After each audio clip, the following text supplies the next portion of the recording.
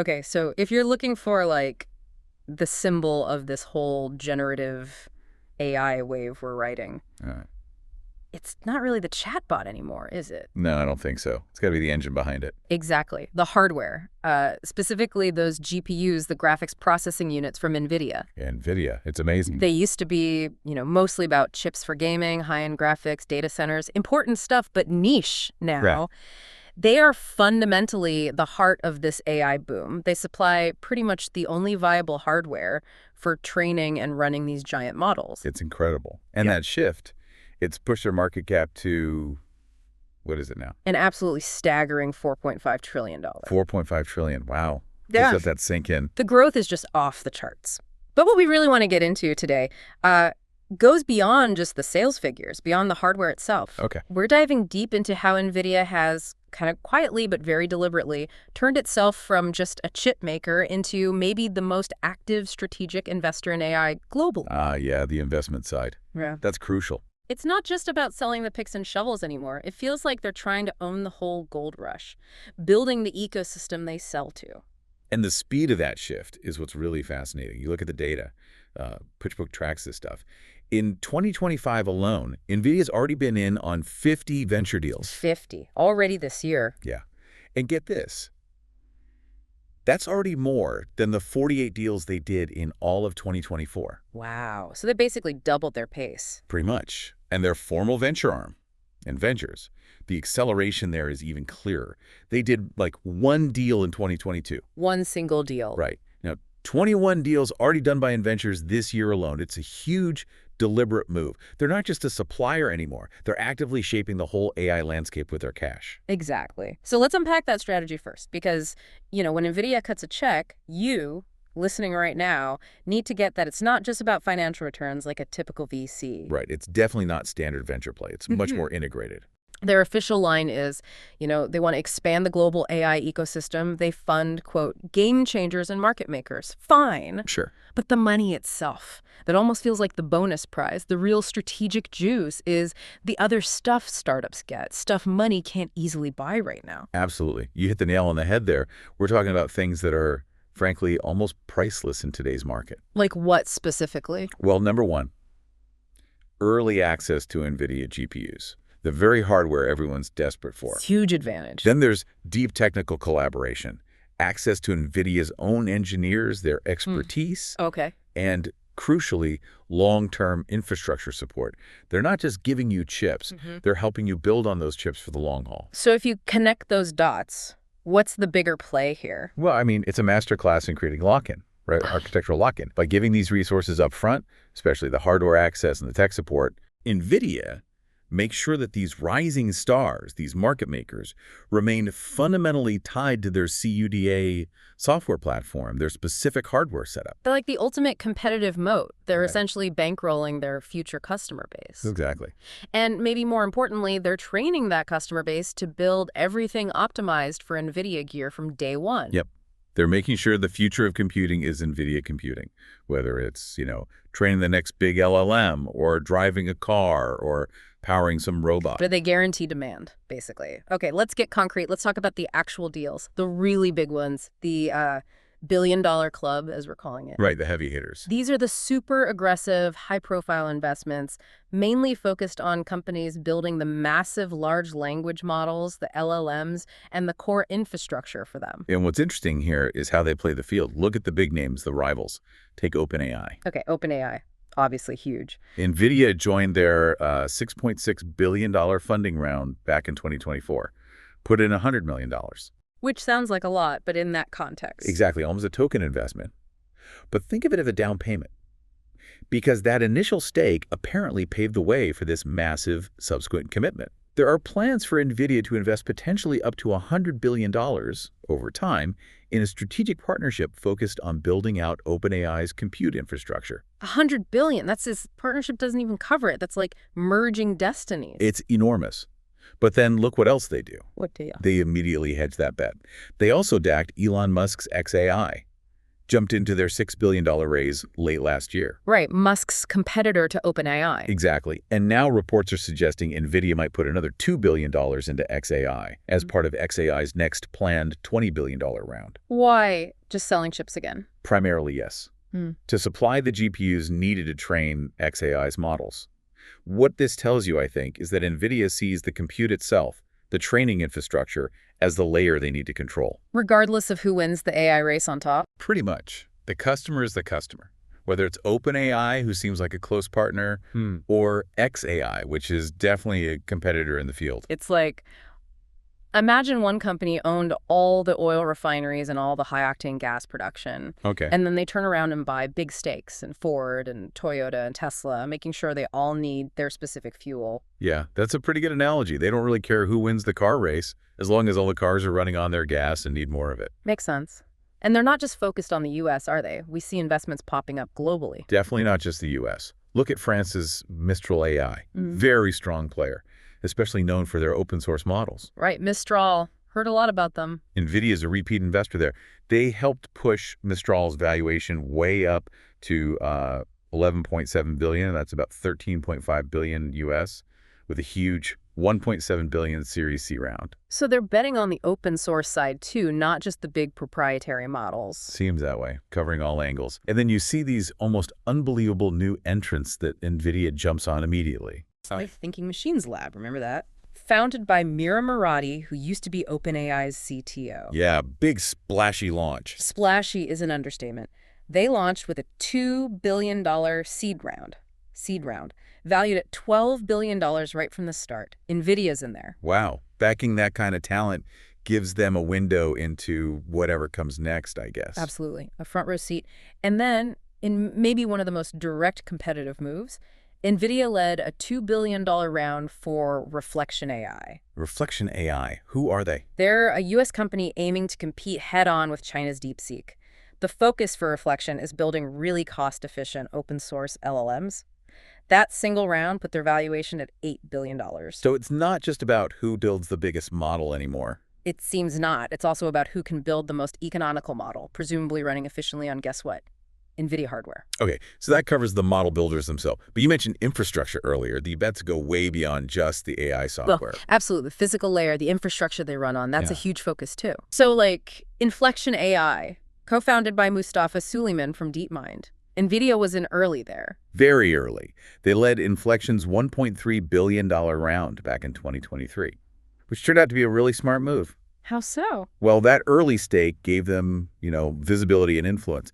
So Microsoft basically absorbed the Inflection team later for around $620 million. Nvidia was right there, had a seat at the table during a major industry shakeup.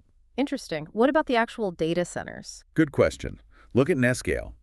This company is building data centers specifically for OpenAI's massive, almost mythical Stargate project. The giant supercomputer plan. That's the one, multi-billion-dollar venture. Nvidia invested in Nescale's $433 million funding round. So they're not just waiting for the data centers to get built. They're funding the construction crew. Pretty much. Funding the guys laying the actual foundations for the AI economy. It's like building the roads before the self-driving cars are even fully ready. Speaking of physical stuff, what about not robot?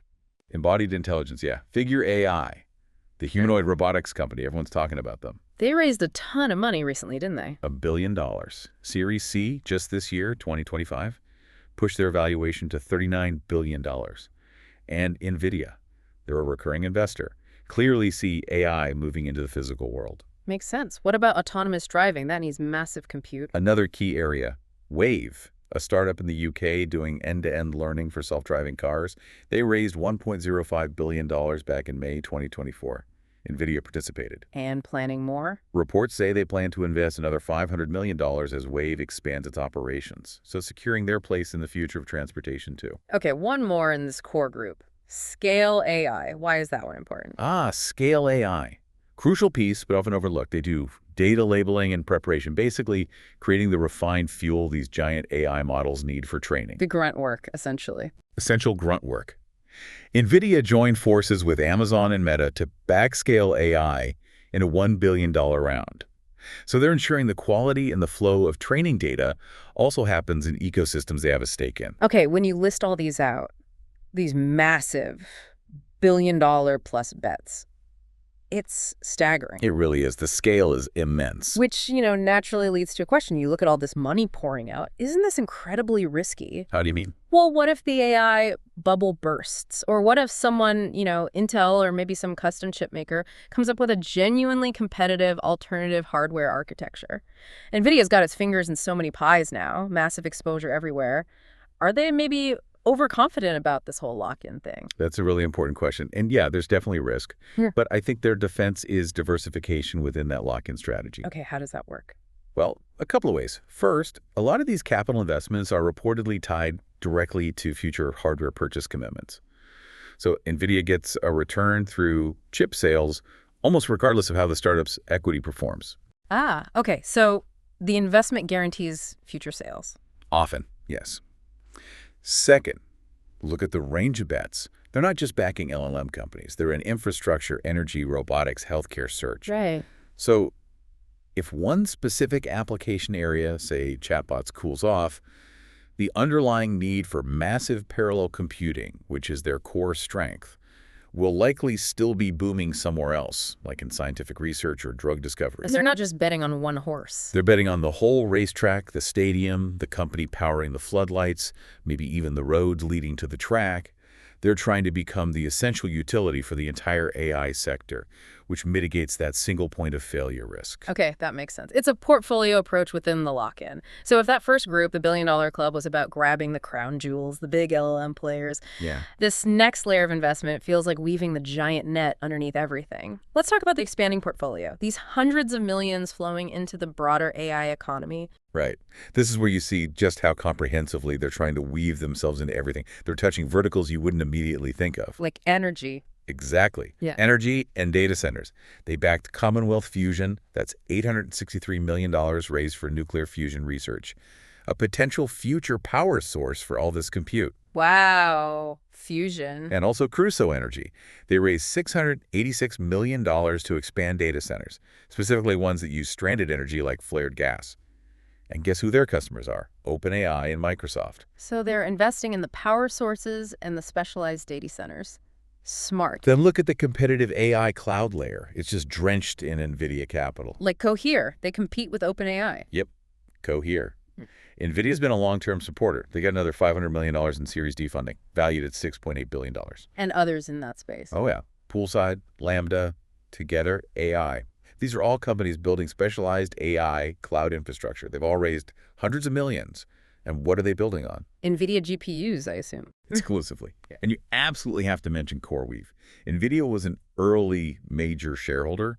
Now, CoreWeave is one of the dominant independent AI cloud providers. So they own stakes in the cloud providers running their chips. Okay. Yeah. What about more specialized tech? Just as broad. Perplexity, the AI search engine that's growing like crazy. Multiple investments from Nvidia. Valuation hit $18 billion. 18 billion. Wow. Wow. And here's where it gets really technically deep. They invested in Sandbox AQ. They're merging AI with quantum-inspired stuff. Yeah. Very cutting edge. Quantum. Okay. And crucially, IR Labs. This one's fascinating. IR Labs works on optical interconnects, basically using light to move data super fast between chips inside a data center. Right. They raised $155 million. Why is that so important? Because it's not about the GPU itself. It's about fixing the data bottleneck between the GPUs. Yeah. If IR's tech becomes standard, future data centers will rely on NVIDIA tech not just for the processors, but for how those processors talk to each other at lightning speed. That's incredibly strategic, thinking about the whole system, not just the chip. Exactly. Tackling those niche, high-leverage bottlenecks. And it doesn't stop there. Healthcare, enterprise software. Covered too. Yep. $141 million into Hippocratic AI. They use LLMs for healthcare tasks. $150 million into Core.ai. They do enterprise chatbots and automation. They're pushing AI adoption in every major sector, which guarantees future hardware demand. They're seeding their own future market. Totally. And like you said before, it's truly global, not just a U.S. story. Firmus Technologies in Australia, Sakana AI over in Japan, Neuro, right here in the U.S. doing delivery The robots. list just goes on. It does. Weka for data storage, Runway for generative video, and Fabrica for more advanced chip interconnects, Yeah. all getting nine-figure investments. Every single one touches some unique, valuable piece of this whole AI puzzle. Okay, so it feels like NVIDIA's influence now stretches across pretty much every industry where computing power meets intelligent software. They have a vested interest everywhere. That's a good way to put it. So let's try to pull this all together then. The big picture here. It's really critical for people to grasp this shift. NVIDIA isn't just selling hardware anymore, not by a long shot. No. All these strategic investments, combined with their dominance in the actual chips, Mm. it's basically turning NVIDIA into like the central nervous system for the entire global AI economy. Yeah. Central nervous system's a good metaphor. They clearly figured out that just selling the shovels during the gold rush wasn't quite enough. Right? They decided they needed to own stakes in the gold mines, fund the railways leading to the mines, maybe even build the towns where the miners live and work. So by backing literally hundreds of these startups Mm. and shaping how they build the next generation of AI models, robots, data centers, NVIDIA isn't just fueling the AI boom. No, they're effectively owning the underlying infrastructure, the architectural choices, the whole backbone behind it. The final takeaway seems pretty clear. They've created this powerful, self-reinforcing cycle. They provide the capital, which guarantees access to their scarce hardware, which locks companies into their ecosystem, which drives more demand. It's a very tight loop. Which I think leads to a really interesting final thought for you listening right now to maybe chew on. Okay, leave us with something provocative. Well, think about it. Nearly every significant AI development we see now seems to have NVIDIA's money and NVIDIA's hardware baked in right from the very beginning. Yeah, that seems undeniable at this point. So the question is, can any truly successful AI company in the future actually be independent? Or are they all, in some really fundamental way, just becoming extensions of this giant NVIDIA machine that funded them and basically designed the playground they operate in?